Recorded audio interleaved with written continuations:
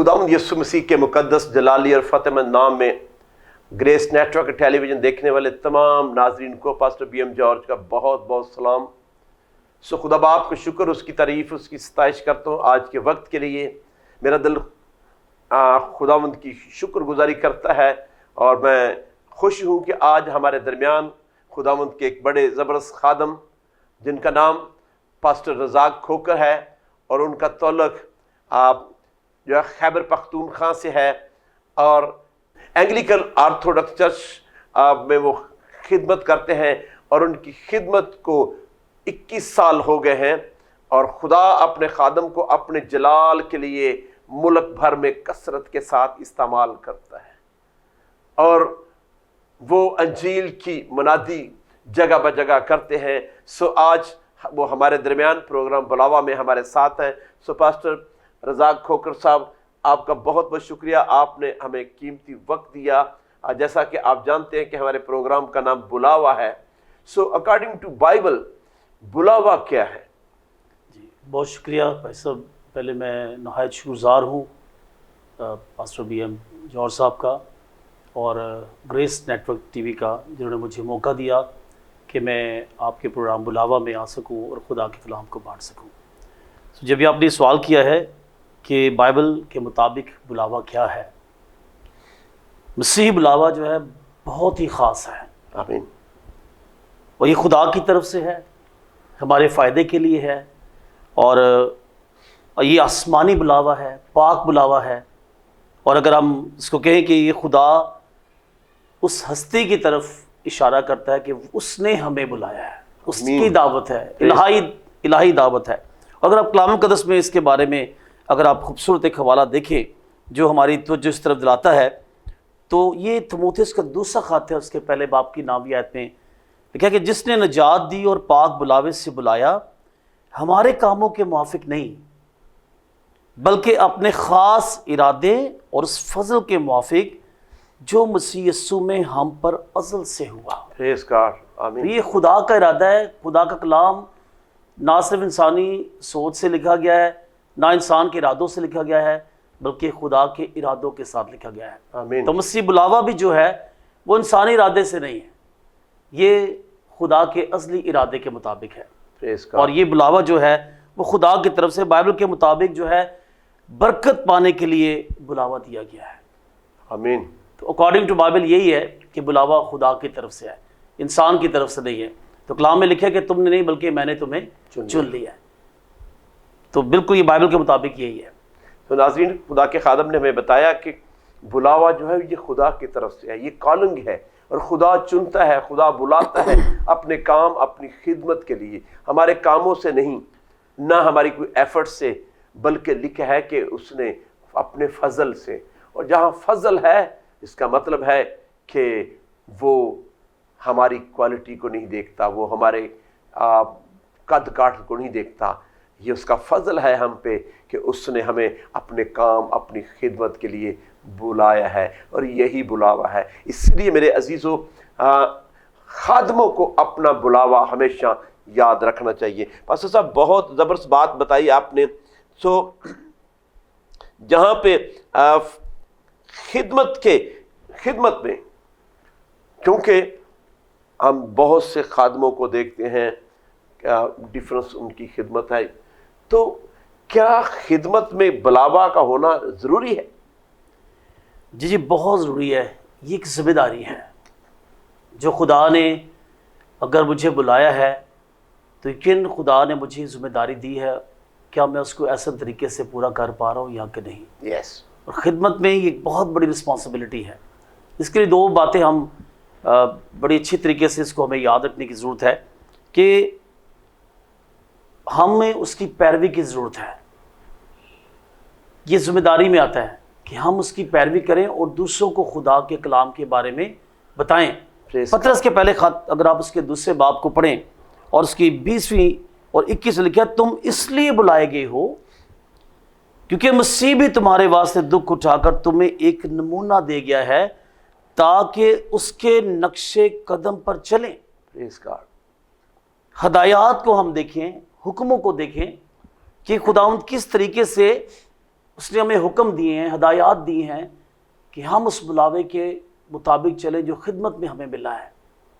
اور اگر آپ ایک مثال دیکھیں خدا کے کلام میں کہ مقدس داؤد نبی جو تھوڑا سا خدا نے جب اسے چنا تو ہم دیکھتے ہیں کہ ایک جگہ پر وہ اپنا گھر تعمیر کرتا ہے، بڑا خوبصورت محل بناتا ہے، اور عہد کے صندوق کے لیے خیمہ بھی بنا دیتا ہے، اور تقریباً 30,000 لوگ جو ہیں وہ اس میں شامل ہوتے ہیں جب وہ جلوس کی صورت میں آتے ہیں۔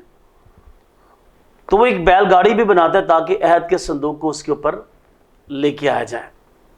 اور کلام میں لکھا ہے کہ جب وہ عہد کے صندوق کو لا رہے تھے تو وہ بیل نے ٹھوکر کھائی اور وہ عہد کا صندوق گرنے لگا، تو ایک شخص نے اس کو بچانے کے لیے ہاتھ رکھا، پر خدا نے اس کو وہیں پہ مار دیا، اور جب وہ مر گیا تو داؤد پریشان ہو گیا، ڈر گیا، خوف زدہ ہو گیا کہ یہ کیا ہے۔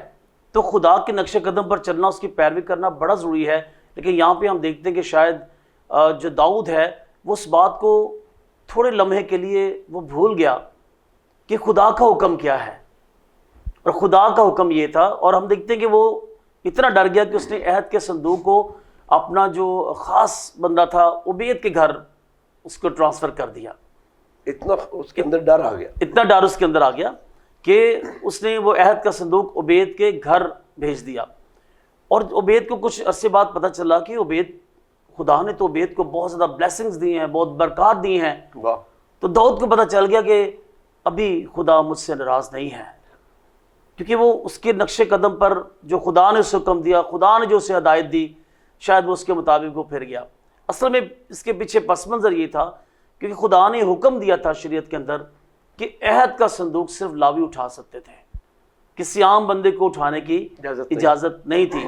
اور داؤد کو جب یہ بات سمجھ آ گئی تو اس نے لاویوں کو بلایا اور اسے کہا کہ جاؤ غسل کرو، پاک صاف ہو جاؤ، قربانی کی، اور پھر وہ لاویوں کے ساتھ وہ عہد کا صندوق اپنے گھر لے کر آ گیا۔ تو بلاوے میں خدا کی پیروی کرنا بڑا ضروری ہے۔ جو ہدایات جو خدا نے آپ کو خدمت دی ہے، جو خدا نے آپ کو اس مقصد کے لیے بلایا ہے، خدا کے حکموں کے مطابق، اس کے نقش قدم کے مطابق چلنا بڑا ضروری ہے۔ تو یہ بڑا ہی امپورٹنٹ چیز۔ اور ایک اور آیت بھی ہے کہ خدا نے یہ وعدہ کیا ہے کہ جیسے میں موسیٰ کے ساتھ تھا، میں تیرے یشوع سے وعدہ کیا کہ میں تیرے بھی ساتھ رہوں گا، پر میرے کلام سے نہ تو نے دائیں مڑنا ہے اور نہ بائیں مڑنا ہے، اس لیے کہ میں نے تجھے بلایا ہے، اس لیے کہ میں نے تجھے بلایا ہے۔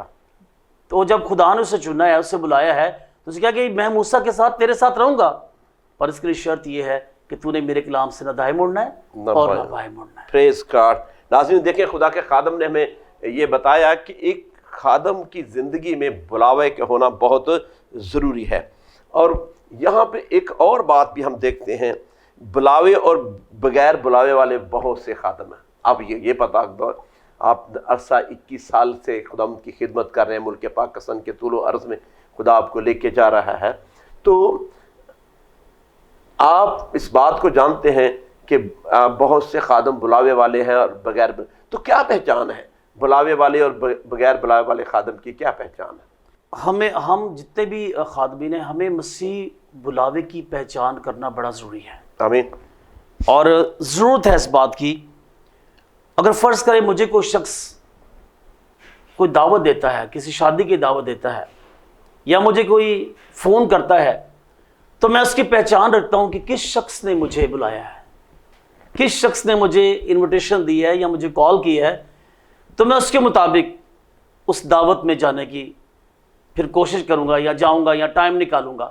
یا تو یہ کہہ سکتے ہیں کہ جو کچھ اس جو دعوت نامے میں جہاں جہاں رسول ہیں، جو وہ کہتے ہیں، ان کو ماننا میرا فرض ہے۔ فرض ہے، کیونکہ میں اس کی پہچان کر رہا ہوں کہ مجھے بلانے والا کون ہے، بلانے والا۔ اور یہاں پہ بڑا ضروری ہے کہ ہم خدا کی اپنی اس پہچان خدمت میں اپنی پہچان رکھیں کہ میری پہچان کیا ہے بلاوے کے لیے۔ تو خدا کلام میں اس کے لیے بڑا خوبصورت حوالہ بھی ہے کہ عبرانیوں کے خط میں 11ویں باب میں، تو وہاں پہ لکھا ہے میں نے تجھے بلایا، اور آگے لکھا ہے ایمان کے سبب سے ابراہیم جب بلایا گیا تو حکم مان کر اس جگہ چلا گیا جسے میراث میں لینے والا تھا، اور اگرچہ جانتا نہ تھا کہ میں جاتا ہوں تو بھی روانہ ہو گیا۔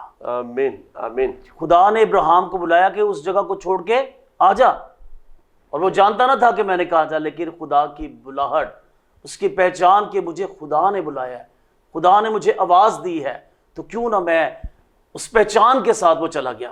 تو ہمیں اپنی پہچان دکھانی ہے کہ اس آواز کو بھی ہم نے پہچاننا ہے، اپنی پہچان بھی دکھانی ہے، اور خدا کی آواز کو بھی پہچاننا ہے کہ میرا بلاوا کس کی طرف سے ہے۔ بالکل آپ نے زبردست بات کہی کہ اب ابراہیم کی ہمیں پہچان ہے کہ اسے خدا نے اسے بلایا اور اسے کہا کہ تو اپنے رشتہ دار ناطے دوروں میں سے نکل جا، تو اس نے اس بلاوے پر عمل کیا ہے، اور پھر پوری زندگی میں ہمیں اس کی بلاہٹ نظر آتی ہے، ہمیں پہچان ہے۔ اور اسی طرح دور حاضر میں بھی بہت سے ایسے خادم ہیں جو ان کو بلاہٹ ملی، جو ان کو ویژن ملی، رویا ملی، اس کے مطابق وہ خدمت کرتے ہیں۔ لیکن ایسے بھی تو ہیں جن کے پاس شاید مبشرانہ خدمت ہے، لیکن وہ پاسٹر کی خدمت کرتے ہیں اور ان کی زندگی میں پھل نہیں لگتا۔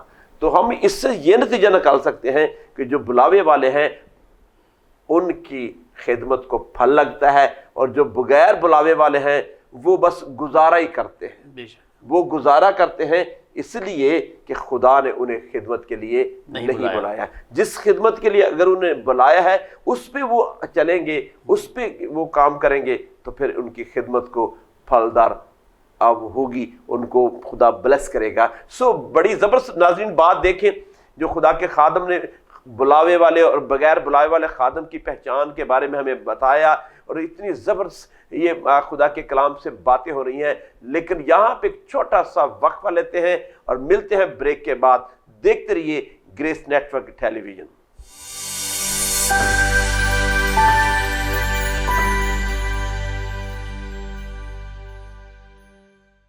ویلکم بیک ناظرین، جیسے کہ ہم بات کر رہے تھے کہ بلاوے والے خادم کی پہچان کیا ہے اور بغیر بلاوے والے خادم کی پہچان کیا ہے۔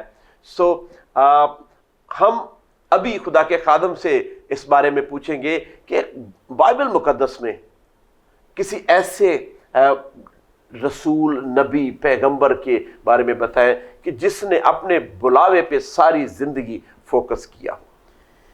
جی بہت اچھا سوال ہے، اور بے شک بائبل میں بہت سارے ایسے حوالہ جات، ایسے نبی، ایسے رسول موجود ہیں جنہوں نے خدا کی بلاہٹ کو اپنی زندگیوں میں بہت زیادہ اہمیت دی ہے۔ اور میں آپ کو بتانا چاہوں گا کچھ شاگردوں کے بارے میں کہ وہ مچھلیاں پکڑتے تھے، ماہی گیر تھے، لیکن خدا نے انہیں اپنی خدمت کے لیے بلایا، آمین، اور کہا کہ میرے پیچھے آؤ، میں تم کو آدم گیر بناؤں گا۔ اور ہم دیکھتے ہیں کہ ان کی زندگی میں جب تک وہ خداوند یسوع مسیح کے ساتھ چلتے رہے، اور جب خداوند یسوع کو مصلوب ہو گئے وہ ڈر گئے، خوف کھا گئے، لیکن ایک وقت ایسا آیا کہ اسی بلاوے کو انہوں نے اپنی زندگی میں محسوس کیا، اور وہ جو ڈرے سہمے سے رسول خدا کی خدمت کو لے کر آگے بڑھے۔ آمین۔ ان کی وسیلہ سے کلیسیا قائم ہوئی، آمین، لوگوں نے برکت پائی، آمین، خوشحالی حاصل کی لوگوں نے، آمین، اور تا حیات وہ خدا کے اس بلاوے کے لائق چلتے رہے، یہاں تک کہ اپنی جان کا نذرانہ بھی اسی بلاوے کے مطابق انہوں نے دے دیا۔ آمین آمین۔ تو اس میں سے کوئی ایسا کریکٹر ہمیں بتائیں، کسی ایسے رسول کے بارے میں یا کسی نبی کے بارے میں جس اپنے بلاوے پہ کام کرتا کرتا وہ شہید ہو گیا ہے۔ مقدس پطرس رسول کے بارے میں، جس نے بہت زیادہ کام کیا، اور خدا نے اس کے ساتھ وعدہ بھی کیا کہ پطرس میں تیرے اوپر کلیسیا قائم کروں گا۔ اسے پیٹروس کہا گیا، چٹان، جس کا مطلب مضبوط چٹان۔ تو آگے ہم دیکھتے ہیں کہ اعمال کی کتاب میں جب کلیسیاں قائم ہوئی تو سب سے پہلے خدا نے پطرس نے خطبہ دیا، اور اس میں 3000 لوگ خدا کی جماعت میں شامل ہوئے۔ آمین۔ اور وہی آگے رسولوں کو لے کر وہ آگے بڑھتا گیا اور اپنی جو ہے جان تک اس کے لیے قربان کر دی۔ تو پطرس بڑا ایک اہم کردار ہے جس نے اپنے بلاوے پر نظر رکھی اور اس پہ قائم رہا، ثابت قدم رہا، ایمان میں مضبوط رہا، خدا کی وفاداری میں چلتا رہا، اور خدا نے اسے سرفراز کیا اپنے وقت پر۔ پریز گاڈ۔ ناظرین دیکھیں کہ خدا کے خادم نے ہمیں بتایا کہ بائبل کے مطابق جو بلائے گئے ہیں وہ کیسا کام کرتے ہیں۔ جیسے پطرس کے بارے میں انہوں نے بتایا کہ پطرس جب خداوند کے پاس آیا، اس کا بھائی اس کو اندریاس لے کر آیا، تو پھر اس نے اس بلاوے کو قبول کرتے ہوئے ساری زندگی جو ہے وہ خدمت کی ہے، انجیل سنائی ہے، روحیں بچی ہیں، معجزات ہوئے ہیں۔ یہ سبب بلاوے کا ہے۔ خدا نے اسے بلایا تھا کہ آ میری خدمت کر، میری بھیڑیں چرا، اور پھر اپنی زندگی کے آخری ایام میں کلام میں لکھا ہے کہ وہ شہید ہوا۔ تو یہ ہے اپنے بلاوے پر زندگی کے آخری ایام تک اپنے بلاوے پر غور کرنا چاہیے اور اس پر عمل کرنا چاہیے۔ پاسٹر صاحب، خدا نے آپ کو خدمت دی اور عرصہ 21 سال سے آپ خدمت کر رہے ہیں ملک پاکستان میں، ایز اے پاسبان، تو آپ کا بلاوا کیا ہے؟ کیسے خدا نے آپ کو بلایا اپنے کام، اپنی خدمت کے لیے؟ میرا بلاوا تھوڑا بہت ہی ڈفرینٹ سا ہے۔ وہ اس طرح کہ میں نے شاید زندگی میں کبھی سوچا نہیں تھا کہ میں خدا کا خادم بن کی خدمت کروں گا۔ رائٹ۔ اور کیونکہ میرے والد صاحب چرچ کے ایلڈر تھے جی، اور وہ صبح 5 بجے چرچ کھولتے تھے اور وہ ہمیں اٹھایا بھی کرتے تھے کہ اٹھو، چرچ آنا ہے، عبادت کرنی ہے، خدا کی بندگی کرنی ہے۔ اور وہ پرانے ایلڈرز کی طرح ایک اسٹرکٹ قسم کے ایلڈر تھے۔